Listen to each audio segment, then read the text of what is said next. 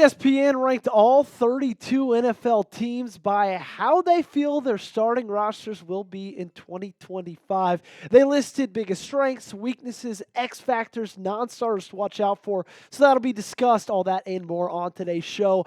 And with a little bit of a surprise in my opinion. And not because I didn't believe that they were the best roster in football, but it's always a little bit jarring when you see them as the best roster in football because ESPN ranked Baltimore as the number one NFL lineup per ESPN. This is how the rest of the top 10 rolls out. It goes Baltimore at the top, Philadelphia, Detroit, Buffalo, Kansas City round out the top 5. On to number 6 for the Denver Broncos. Washington Commanders, a little bit surprising there at number 7. You got the Chargers at 8, Cincinnati at 9, and then San Francisco 49ers. ESPN has as the 10th best starting lineup in the NFL. We got a lot to discuss on today's show, but before we get into that, make sure that you guys are subscribed. We got 32,925 subs on this channel, which is a massive number. Shout out to every single one of you guys who are subscribed. I need that number to get to our next milestone, which is 33,000. Okay, only 75 subs away. If you guys have not joined us yet, you can do it today by hitting that free big red subscribe button. Locks you in for daily content on your Baltimore Ravens. Best place is right here on the Ravens Rundown. Just need 75 loyal and diehard members of the flock to join us today. Starting off with the biggest strength, no surprises here. ESPN listed quarterback as the Baltimore Ravens' biggest strength going into 2025. Here's what the four-letter network had to say on Lamar Jackson. Lamar Jackson, an All-Pro in each of his past 2 seasons, and the NFL MVP in 2019 and 2023, is one of the best in the business. He fell just short of his second consecutive MVP last season, despite leading the league in QBR and producing career-high marks in passing yards and passing touchdowns with 41, which was the second most in the National Football League. And let's just be real. This is the only right answer for that question. As long as Lamar Jackson is suited up and wearing number 8 or number 1, only the real ones know that one, this will be the Baltimore Ravens' biggest strength. He is and forever will be this team's biggest strength. And I could not be more excited to have him on this roster, and I could not be more excited to watch him going into 2025 with all that he did this last year because it was his best year yet. The first quarterback ever to throw for 4,000 plus passing yards and 900 plus rushing yards. All those career highs in yards, touchdowns, yards per attempt, passer rating, career low interceptions, and a 12-5 record and a back-to-back AFC North Division title. And the great thing about the quarterback position too as well is I got to mention the addition of Cooper Rush. I really, really like how he's going to be sitting right there behind Lamar Jackson. And I've got a ton of faith in Rush that if anything, knock on wood, happens to Lamar, he's going to be right there behind him to pick up the slack, and this team is good enough to win games with Rush in there at quarterback. I need you guys to be honest with me, okay? Because ESPN mentioned it in the quote that he didn't win. And I know we've talked about it a ton, but I'm going to bring it up again. Do you think he should have been the MVP in 2024? If you do, go ahead, give me a yes or a no in the comment section down below. We talk strengths, now it's time to talk weaknesses because Baltimore's biggest one per ESPN is their guard position. And I'm not talking defensive guard, defensive tackle. Of course, I'm talking about on the offensive line. When you look at that group as it stands right now, Daniel Falele, who was a starter all of last season, and Andrew Vorhees are the starting guards for this roster. And there's a lot to figure out, okay? ESPN said new year, same weakness for roster as otherwise pretty stacked. On the left side, Makari is out and will be replaced by Andrew Vorhees, Ben Cleveland, or perhaps a rookie. I doubt that.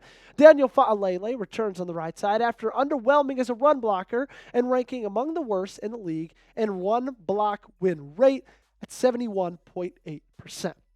Daniel Fa'alele, as many people dislike him, okay, I don't think he's the worst option at right guard. I actually think he was decently fine last season. Of course, he had his not great moments, run blocking, but hey, he was a fine starter for the rest of the season.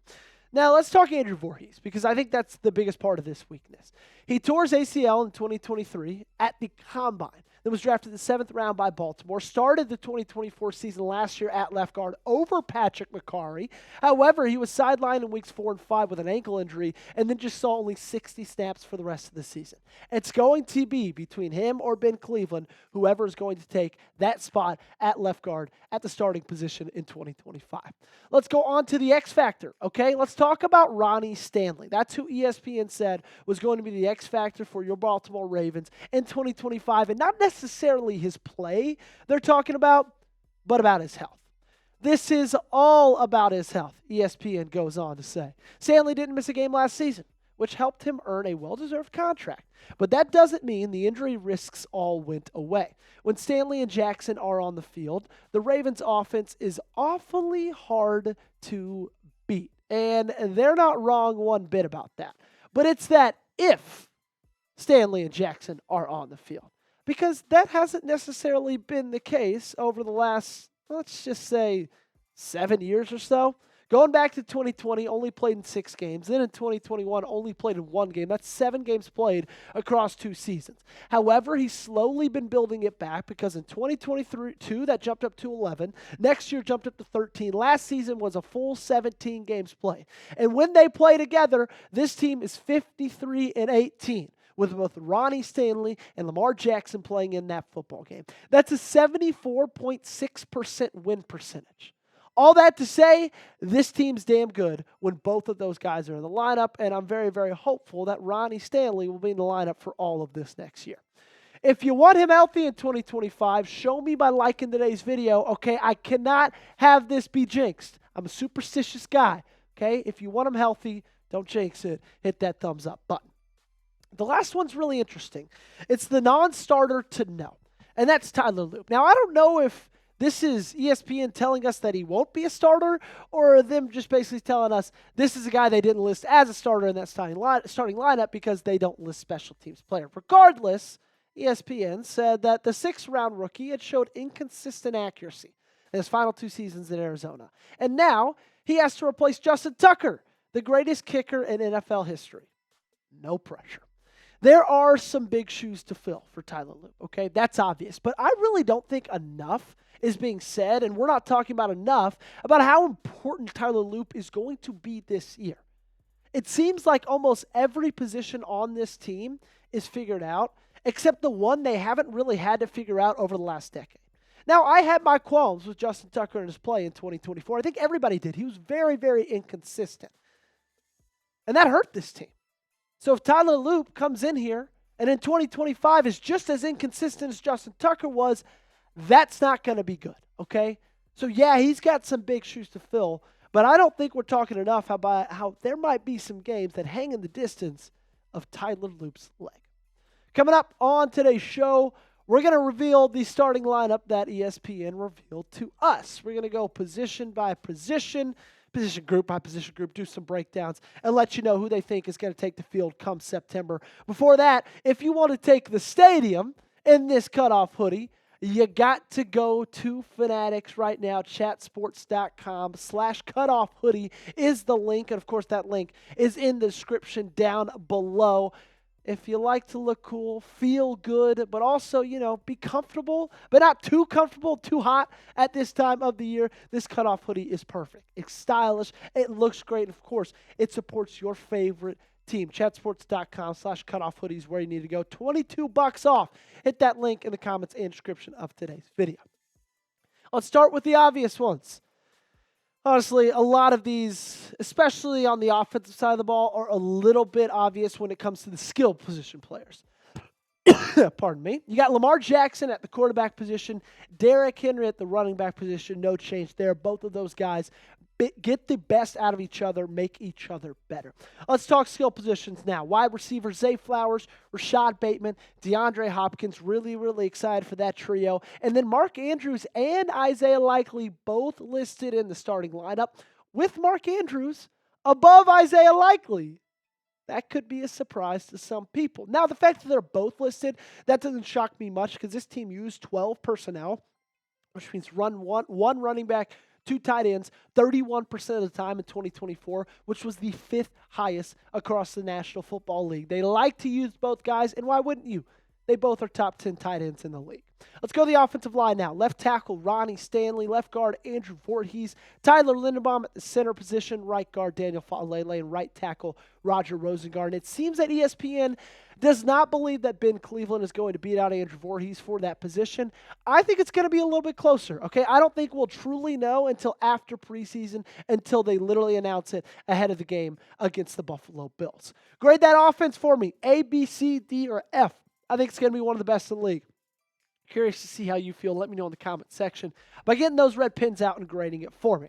Over to the defensive line we go. Nnamdi Madubuike, Travis Jones, and Broderick Washington fill up that interior. And then on the outside, you got Kyle Van Noy and Odafe Oweh as your two edge rushers. At linebacker, this is a position we're going to look at a lot during training camp. Roquan Smith and Trenton Simpson. ESPN believes those will be the two starters. We know Roquan's going to be there as a starter. It's going to be between Teddy Buchanan and Trenton Simpson. But I agree with ESPN. I'm going to give that battle right now a little bit of an edge to Trenton Simpson.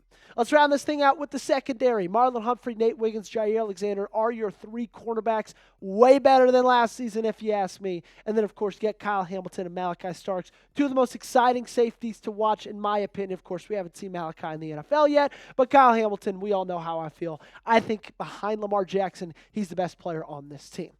That's it for today. Thank you so much for joining us. Really do appreciate every single one of you guys who spend your days and minutes and hours watching us right here on the Ravens Rundown. Let me offer you some encouragement. We're close to being done with the offseason. Training camp starts tomorrow. Veterans report today. We'll be talking preseason in just a couple of weeks, and you'll get it all right here on the Ravens Rundown. So if you haven't yet, hit that subscribe button and join us today for daily coverage.